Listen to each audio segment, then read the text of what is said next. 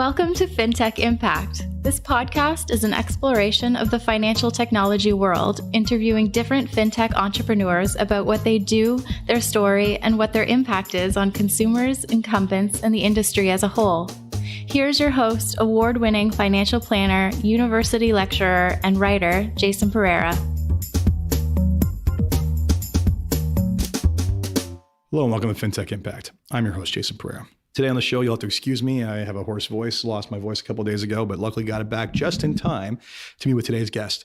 Today's guest is Andrei Poliakov, CEO of Coinberry. Coinberry touts themselves to be one of the easiest ways to buy cryptocurrency on the internet. And with that, here's my interview with Andrei. Hello, Andrei. Hello. Thanks for coming in. Thanks for having me. So Andrei Poliakov of Coinberry. Tell us about Coinberry. Sure. So Coinberry was born out of an idea to solve a few problems that existed in the crypto space about a year and a half to 2 years ago. Mainly, one of the biggest problems is a huge barrier to entry for the mass adoption of cryptocurrency as we saw it. We truly believe in the technology and blockchain technology and its application when it comes to finances and currencies in general. But for a layman, an individual that is not sort of a crypto nerd like we are to actually get into the space and acquire their first cryptocurrency, the barriers were just huge. And whether it was from the perspective of usability, from the perspective of service, turnaround time, we live in 2018, and people are accustomed to the quick, the here and the now. And so when they're not able, thanks to Amazon, yep, exactly. And when they're not able to participate in this sort of ecosystem easily, then they just fall to the sideways. Mm-hmm. And what we believe in is that cryptocurrency and blockchain, but cryptocurrency specifically, is here to stay. We believe in the future of cryptocurrency, and one of the best ways to bring this future closer to the now is to provide a way for people to actually participate in this ecosystem as easily as possible, as seamlessly as possible, from the comfort of their cell phones. And that's something that we strive to achieve. So there's a kind of a overarching philosophy that we have at Coinberry. Coinberry in on itself at the current time is a platform where users can buy and sell Bitcoin and Ethereum, two of the main cryptocurrencies that are available in the market. But we have quite ambitious goals ranging further expansion in Canada and then thereafter internationally to becoming a full-blown cryptocurrency financial institution offering cryptocurrency services. Not just from the buy and sell side of, on the retail end, but on the institutional end as well, and bringing cryptocurrencies into the mainstream for Canadians and abroad. Okay, so great. That was a good introduction. And let's talk about basically your history and how you came to start Coinberry. My personal history. So I'm a bit of a techie by, I'm quite a big techie by background. You're a CEO of a tech of a blockchain. You're not someone who went to school for, library studies. Exactly. So I actually did go to school for electrical engineering. Okay. Nailed it. No. Exactly. No, actually I finished U of T. I did electrical engineering at U of T. Mm-hmm. Worked in the field of sort of systems and algorithm design for a couple of years after that. Then wanted to branch out more into sort of the business sector and went back to school and got my MBA at Schulich at York University. What year? I graduated in 2010. Okay, just missed you. Well, literally by 2 years. Were you there? Yeah, I was there. Until 2008? 2008. During your MBA? During my MBA. You were probably there with my sister. I was what? With your sister? Yeah, my sister. Okay, we'll talk about that. Yeah, we'll talk about that offline. So there's an endorsement for Schulich. Okay, so yes. we go big places when we're done. Exactly. It's actually funny enough. I talking about Schulich. I actually got in touch with them recently, and we were thinking of establishing sort of a bursary by Coinberry at the school. Interesting. To sort of empower students to learn more about blockchain and cryptocurrency. Well, I teach there, so we can talk about that afterwards. Oh, really? Yeah. Oh, all right. Great. So Schulich keeps on getting plugs here. Exactly. I'm going to call the dean and ask for for yeah, exactly. Okay. Excellent. So I did that, and then after I left Schulich, I actually ended up moving out to Montreal. I was newly married and decided to leave the city, and ended up living in Montreal for a couple of years. Worked a number of corporate jobs there, and I had businesses that I was, involved in, and startups that I was involved in at the side. Ended up actually, funny enough, leaving one of my corporate jobs, going into the startup space. Didn't quite work out for macroeconomic reasons. It's a startup. They don't want to work out. Exactly. Ended up going back into the corporate world. Yeah. And in the meantime, cryptocurrencies, the whole blockchain technology was of great interest to me. And I was always sort of reading and trying to participate in the space. And I couldn't find any easy any easy mediums. And a friend of mine and from childhood days, and another co-founder of the company, Evan Kuhn, approached me, and funny enough, so the actual beginning of Coinberry happened during a bachelor trip. Yes, that is a true story. Okay, so it was born in Vegas. Let's go. Okay. So no, it was actually in Florida. So funny enough, we were down there, a bunch of guys from different parts of the world, all there for a bachelor trip. And at the end of the trip, we had to settle our tabs, whatever. The problem was that we had people from the US, we had people from Canada, people from Europe, and there was no easy way to really settle our tabs.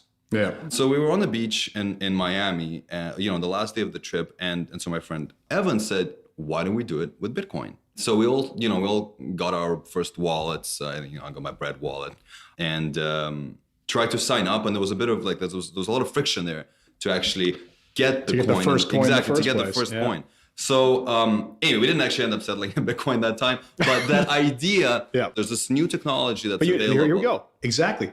Even someone as tech savvy as yourself gave up, right? And I actually, a little known story, very first year of Bitcoin's existence, I was put on it by a friend, looked into it. Didn't look into it enough, unfortunately. I didn't quite spend enough time on it, but looked into, okay, how do I get this thing working to mine? And I just gave up, right? Exactly, and it was, much to my chagrin, because that would have been nice at almost 20,000, but whatever. So again, the problem, you're absolutely right, is that there's a certain point at which the complexity reaches a point where we all give up. Exactly. But the concept itself, the ability to really have a medium of exchange that is not bound by country or by certain geographical regions, that idea really stuck with me. And so a couple months later, we kept talking about it with my friend, and we said, hey, let's do something about it. There's real potential in the application of this technology as it pertains to currencies, but there's a huge barrier to entry. It's too complex. It's too early. It's as with any technology, the early adopters, yes, they went through the pain. They got past the hurdles to get into the space. But unless we solve some of the problems that exist, this is never going to take off big. Mm-hmm. And so we started Coinberry. And this was in July of 2017. So doesn't sound like a long time ago, but in crypto years, that is ancient. Exactly. Years, that's a long time to be around. So that's sort of how I came to participate in this space, and how I came to excellent. To start Coinberry. So I first actually came across you guys because I was at, I think it was a Tech TO conference, and I got this little poker chip that entitled me to like $25 worth of free crypto. So I'm very thankful to you for that, because that was nice. Although I wish I had waited a little while to cash it in. Basically, let's go over. So you trade, you said Ethereum and Bitcoin? Yeah. So right now we focus on two main cryptocurrencies, which are Bitcoin and Ethereum, and we actually trade Ether. The correct term is Ether. Correct. Yes. But basically the colloquial term is Ethereum. So we do trade those two right now. And again, our whole approach and what our value add, what we try to bring to the table, we're not an exchange. We don't try to compete with exchanges. We don't try to bring people, technical analysis and charting tools. Mm-hmm. There are exchanges that exist that do that very well. Yes. What we want to do is provide the best on-ramp and off-ramp into the crypto world, because until those bridges are built between the fiat world and the crypto world, and until those bridges are seamless, this is never going to take off. So at the end of the day, the way you look at it is the exchanges are the kind of institutional level, and you're the retail. Exactly. Okay. There are a lot of retail players on exchanges. Yes. But part of that is also, I will call them sophisticated retail players. Yes. Right. Yes. You look at your mom, if she ever buys one of these things, is not going to go onto an exchange to do that. Probably not. Yeah, Probably not. Exactly. Yeah, but that's the thing. And so people, our customers, they quite often they buy their coin with us, and then they do take it off and trade it on exchanges, and we're perfectly fine with that, because that's, as I said, there's exchanges there. There are platforms out there that are very well built to handle exchange businesses. Again, though, when those people are ready to exit the crypto market back into the fiat world, we're there again to provide that really robust, easy to use, quick service level bridge for them. Yeah. So, and then that's sort of like where we sit very comfortably. Excellent. So a couple of things to go over here. So first off, I'm going to talk about this because it just so happens to be the day, your timely arrival for this one. I'm looking at a Bitcoin price of $43.61 right now. So US dollars, so quite the tumble. Let's talk about how we'll call the crypto apocalypse, for lack of a better term, has basically impacted your company thus far. Well, first of all, just to mention, if you look back at the history, the historical price of Bitcoin, it's gone up and down percentage-wise much more than it has over this year even. Yep. I mean, if you go back a couple of years, I think it went from $1 to 17 cents, and then the big difference is the media. Yes, of course. So we are actually, our company in and itself, the business model is such that we're not exposed to market price volatility because we don't hold any assets ourselves. We buy and we sell on behalf of our clients. So as with any brokerage model, the more volatility that exists, the better it is for business. So, before we started the podcast, I mentioned that, the last couple of days have been our best days so far. And funny enough, you would expect that with Bitcoin prices falling, people would be selling, but they're not. Whatever happens with Bitcoin, at least what we see on the platform, people buy. Yes, people sell when it falls, but I'm one of those people buy. Too, because it was, if you're going to, again, speculate in this, hopefully it was an amount you can afford to speculate with, and in which case, if it's down to this stage, and hopefully you're probably not panicking, but that's all in theory. We'll see how that works. So, I mean, I'm not surprised that volatility has led to more trading because that's basically, there's a well-known correlation there. Now, you say you trade two currencies. What's the driving decision behind staying to those two? Or are you looking to expand more? Is it simply the volumes or rate of adoption? Yeah, no, there's a couple of reasons. The main one is, when we founded the company, Bitcoin had a very interesting use case application. And I'm talking about Silk Road and all those, all those gray and black areas. You didn't do it, but you could have said it with air quotes in front of me. All right? Exactly. Like, interesting application. Yes. But you know what? It's like any new technology, if you actually look at it, criminals use it first. Criminals and certain adult industries are the first to start using it. Thanks to them, we have high-speed internet. So Exactly. And we have online, I think online payments as well. Yeah, well, that's exactly. But so case in point, they're the earliest of adopters, just by nature of their business models. Yeah. Not the criminals. I'm not saying I criminals get have it. business models. I laugh, but it's such a true statement because it's why VHS beat Betamax. It's why Blu-ray beat out HD DVD. It's why when the reasons for proliferation of high-speed internet, and then you said online. I wasn't aware of online payment, but it makes perfect sense. And you know what? Something's got to lead the way, and so be it. And it's usually the people that are the least risk averse that do. So this is true. So case in point, when we started the company, we thought we had a decision and we decided that we would do everything above board. We would not even get close to anything gray zone. We got the company registered with FinTrack before we were required to. We approached our financial institution partners, and at a time when people are opening basically accounts, under and this time with quotation marks, under left and right names. Name exactly. Yeah. So you're not an anarchist. Good to know. Okay. Yeah. So our approach was to do everything by the book and legally, and so that which brings me to the point of Bitcoin, Ethereum. Mm-hmm. So various discussions that we have had lead us to an understanding where Bitcoin and Ethereum may not be considered securities. I'm not a financial advisor. I'm not giving any financial advice. Yeah, well, let's touch that one with the hot poker. No, that's a hot topic, but yes, exactly. That's fair enough. So, whereas everything else would, in trying to be a very responsible player in this space, we have made a decision to not list and offer other coins other than the two that we felt very comfortable with not being labeled as securities. So that is why we have made a decision to only have those two coins. And when I say Bitcoin, Ethereum, alongside that, I obviously mean Bitcoin, Litecoin, Ethereum Classic, the offshoots, ones, the offshoots, exactly, the forks. But to answer your question, that is the reason why we decided to stay with those. Makes perfect sense. Great. So in general, what was your reception? I mean, you guys have been around for a little while now. So can you share any stats with me on number of users or anything like that? Yeah, so I mean, I would say the first 9 months of our existence, we worked on our platform, on our tech, and then we really, we opened it to family and friends sort of in November, and that did really well because obviously November, December last year, Bitcoin was going through the roof. Everybody was trying to get their hands on Bitcoin, so we did really well when we launched our MVP. And so when January came around, there was a bit of a lull moment, and we really took a step back and we thought, there's some potential in what we're doing. We put a team in place, we moved offices, we started working on actual production. Scalable software. And then we ended up launching the final version that, you kind of see now in May of this year. So from May until now, I can tell you that our growth has been just exponential. We've had really good reception of our platform, the ease of use, a lot of positive feedback from users about how absolutely easy it is to use our platform. And I was really happy to hear that personally, because that's what we were focusing on.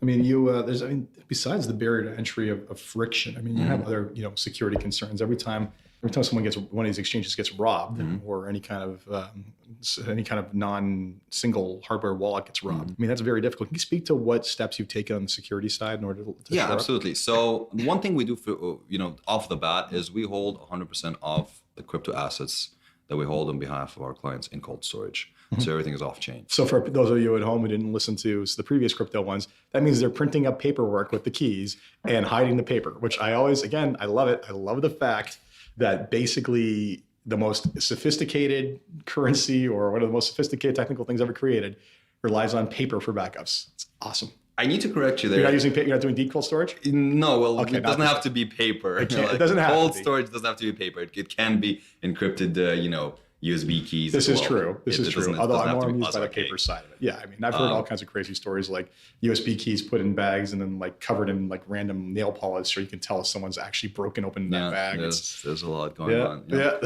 So what's your method of cold storage of preference? Well, okay, I'm not going to go into okay, fair enough. I'll give away the secret. Well, we keep it at this address. Yeah, exactly. But what we do is we definitely hold all of the assets on behalf that we hold on behalf of our clients in cold storage. And then what we actually have that we're trading with is actually the company's float.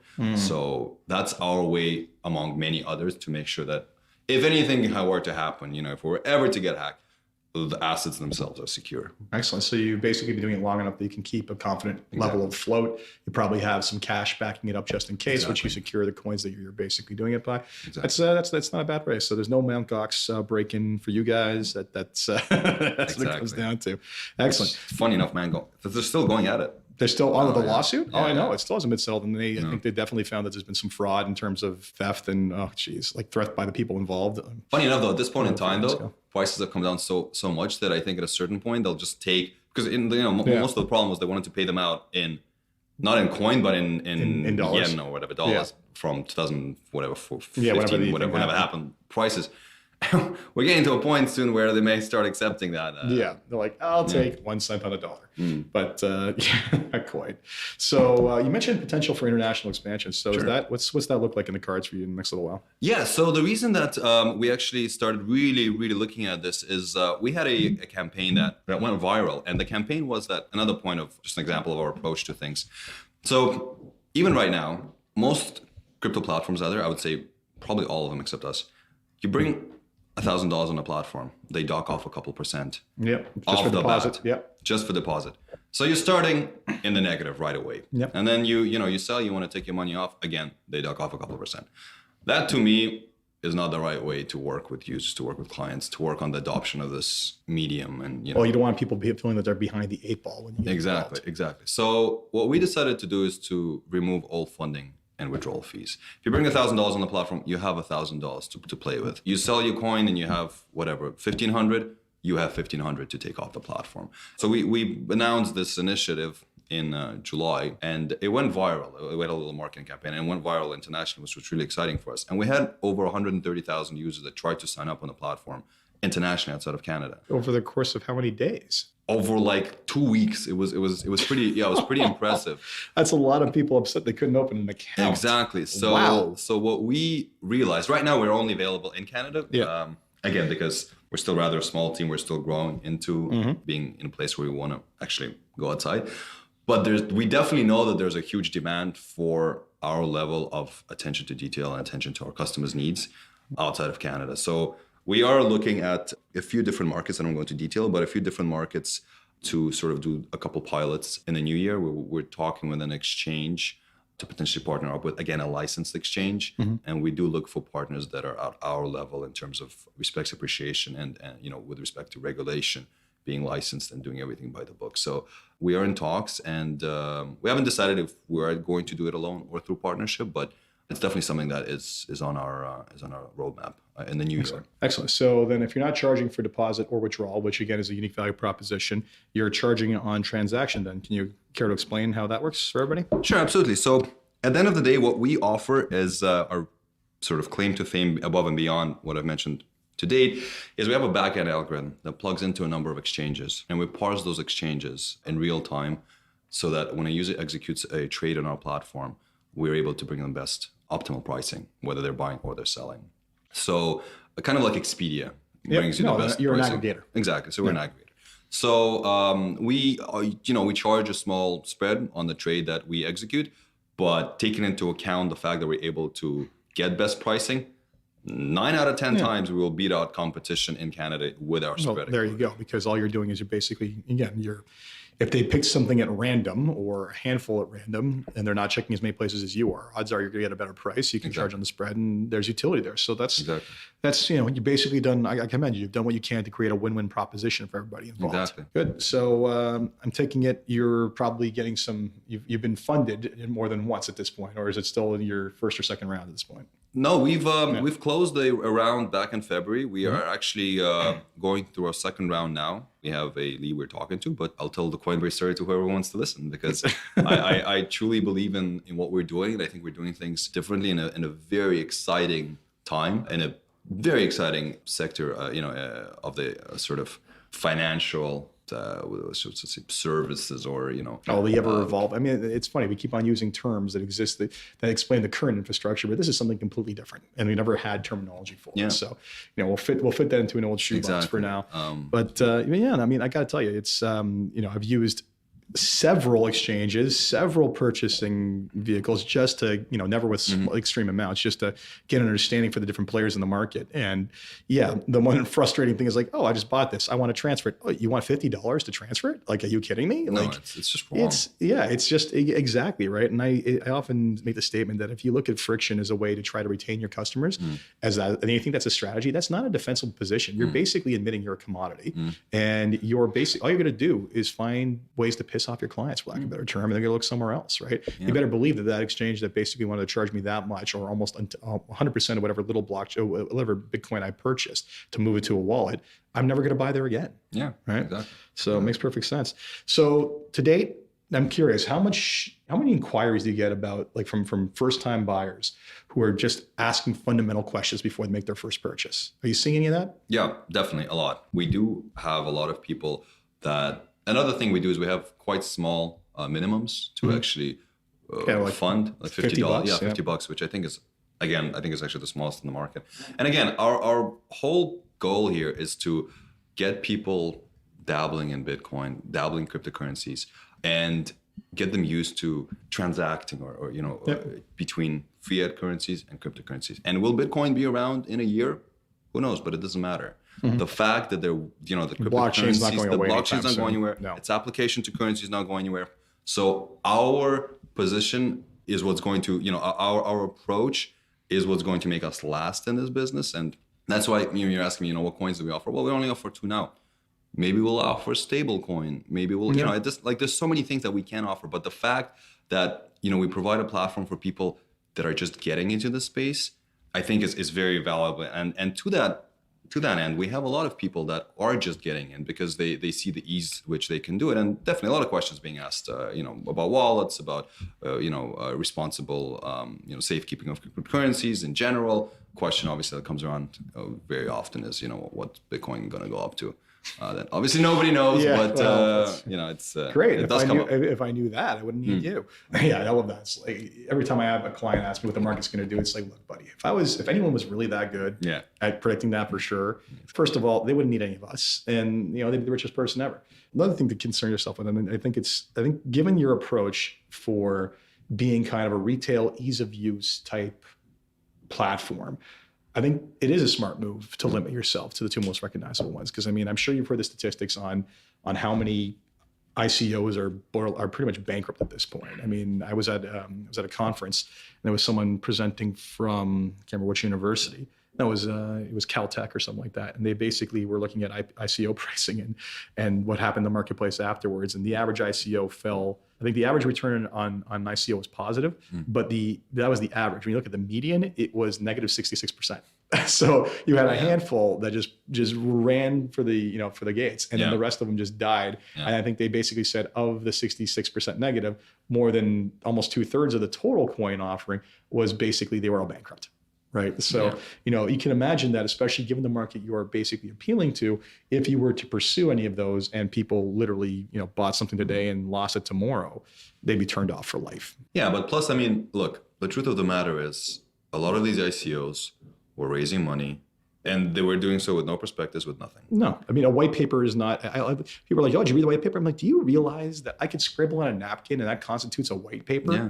No one is out there reviewing these things. And this is one of those things that, I always joke around with this stuff where I say, I hear all these wonderful ideas and, I'm like, that's great. And you love the fact that this is unregulated until everybody loses their money and a bunch of scams. And then guess what? The pitchforks come out and suddenly everybody calls for regulation. I'm actually quite surprised there hasn't been a greater call for regulation in Bitcoin, but I think maybe because the mass adoption wasn't as quick as we thought it was. But if we were looking at a much larger degree of adoption, you better believe that there would be Senate subcommittee hearings in the US about what to do to regulate this space. Yeah. Right. Yeah.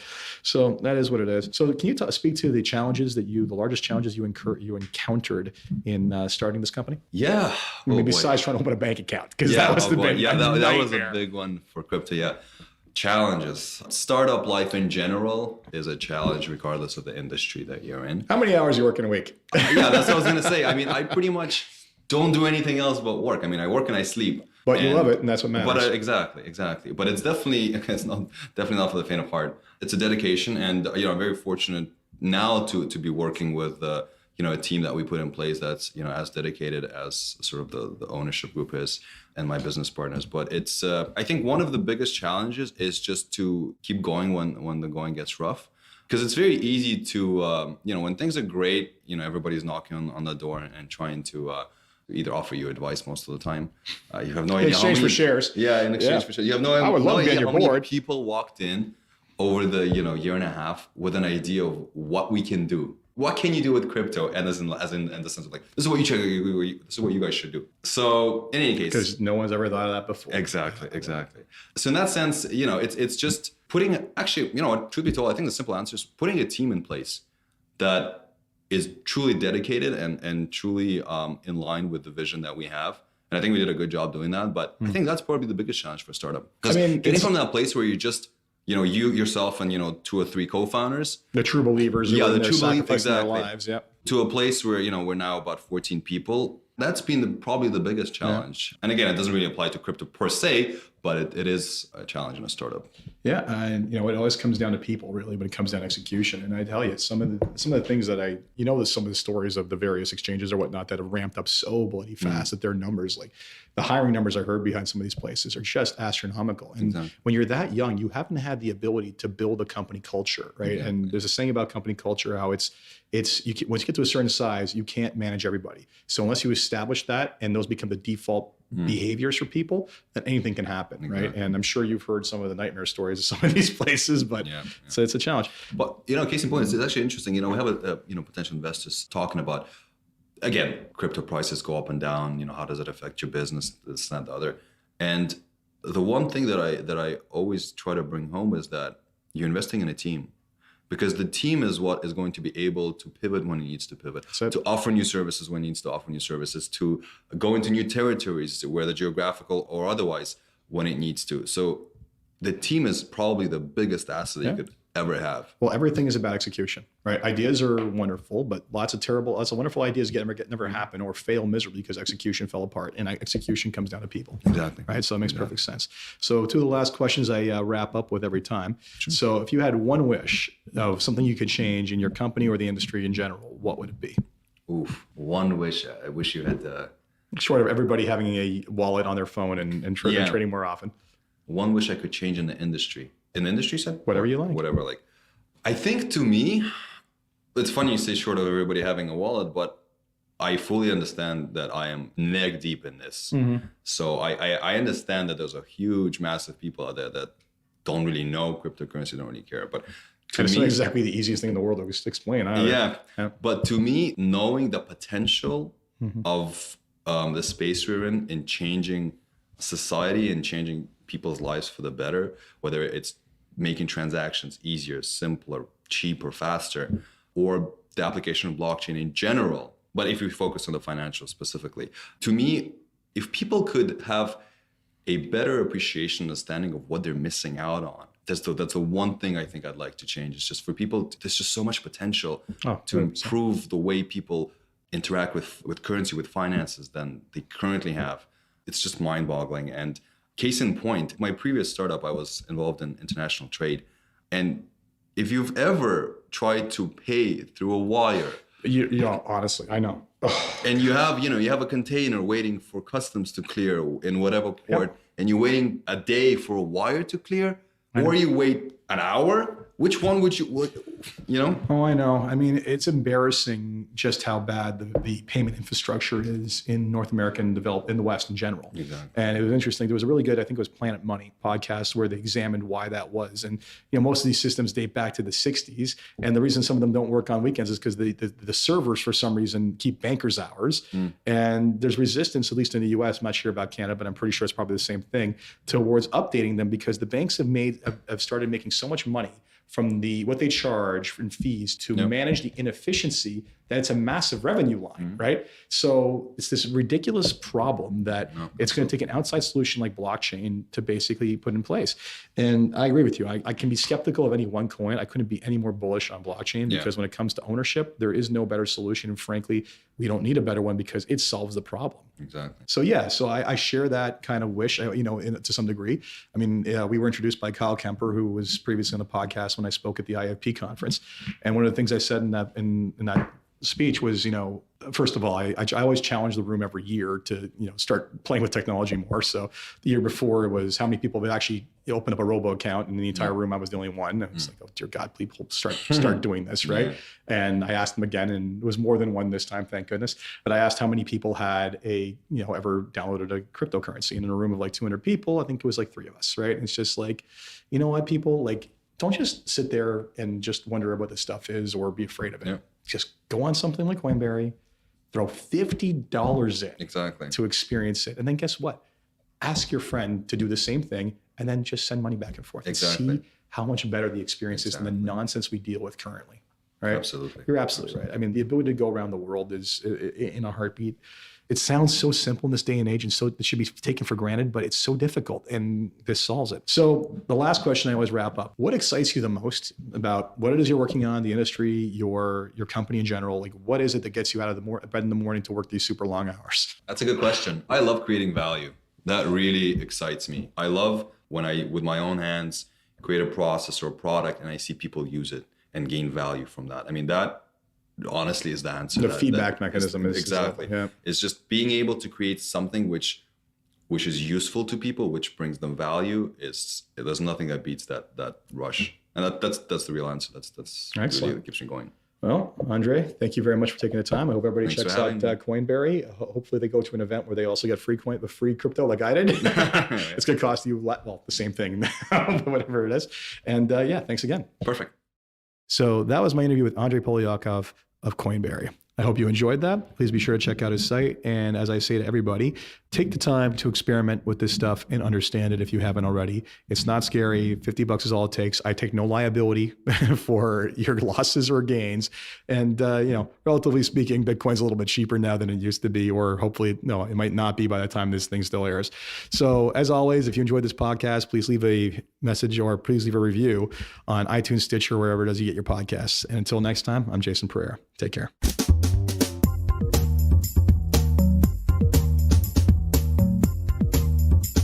This podcast was brought to you by Woodgate Financial, an award-winning financial planning firm catering to high net worth individuals and their families. To learn more, go to woodgate.com. You can subscribe to this podcast on iTunes, Stitcher, and Google Play, or find more episodes at fintechimpact.co.